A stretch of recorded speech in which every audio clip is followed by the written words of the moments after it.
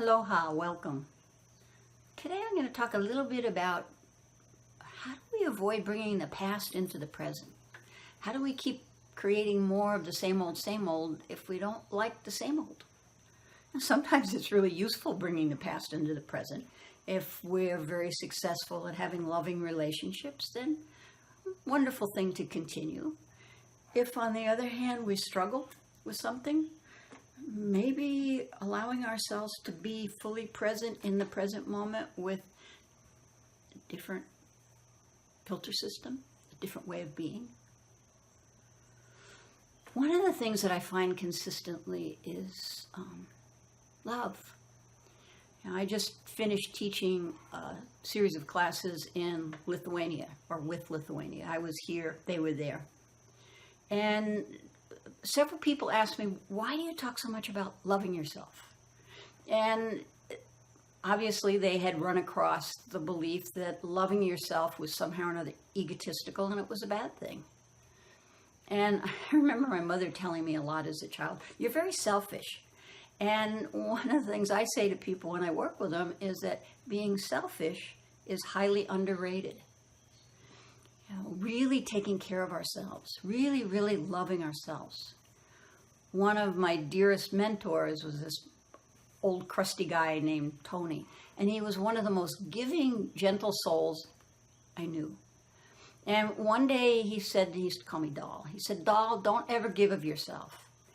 And I'd been around him long enough to know that if I didn't ask a follow-up question, he'd leave it there. And I asked him, well, what do you mean?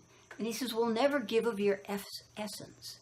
Only give of your overflow. Always make sure that you do whatever is necessary to keep yourself full, to feel loved, to be full of love, and then give away the excess.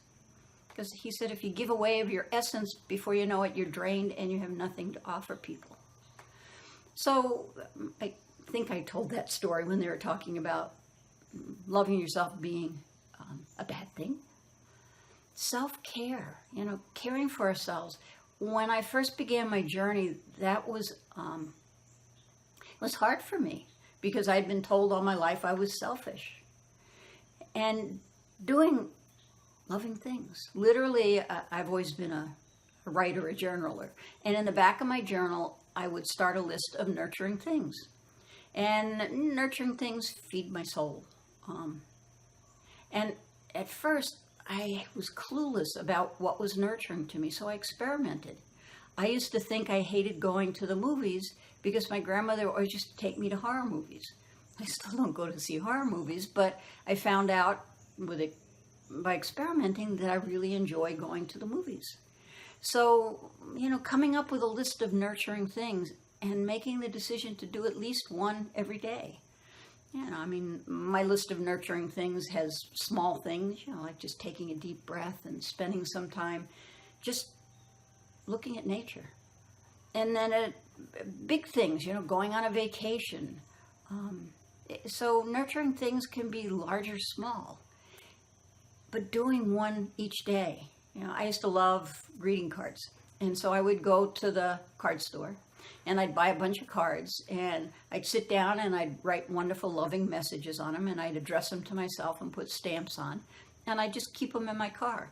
And when I would stop at the post office to mail some bills, back in the days when I actually mailed things, I would throw in a card occasionally. And then invariably it would show up at my house and I'd be like, oh wow, somebody sent me a card. And I'd open it and laugh and it was from me. And I would put it up on the mantelpiece. And people would come to my house and they'd say, wow, you must have a lot of friends. They send you a lot of cards. And nobody ever went over and looked to see who they were from. But I enjoyed getting cards. And I could mourn the fact that, oh, none of my friends, nobody's sending me cards. Or I could just send myself a card. Making yourself a really beautiful meal and taking the time to set the table nicely. Wearing, with clothes. They did a study one time and they found that people tended to wear the same clothes depending upon their mood. If they were depressed, they would wear certain clothes. If they were happy and excited, they'd wear other clothes.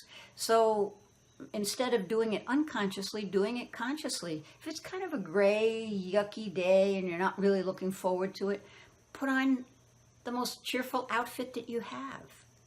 Just love yourself. Absolutely love yourself. One of the exercises I find people have a great deal of resistance to is working in the mirror.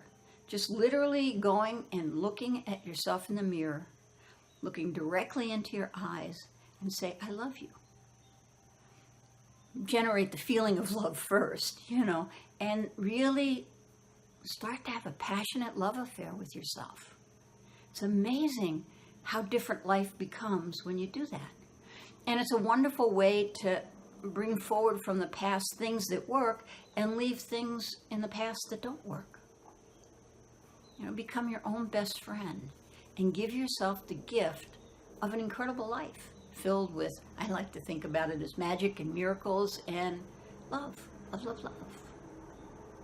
So work on loving yourself. And this month is my birthday month, so I'm going to be giving some birthday presents to you all. So watch for my emails and I'll fill you in on what's going to be happening. And until next time, just remember you are love. That's what you're made up of. You absolutely are loved, you're lovable, and you swim in a sea of love. And just allow magic and miracles to become your pathway to joy. Well, until next time, aloha.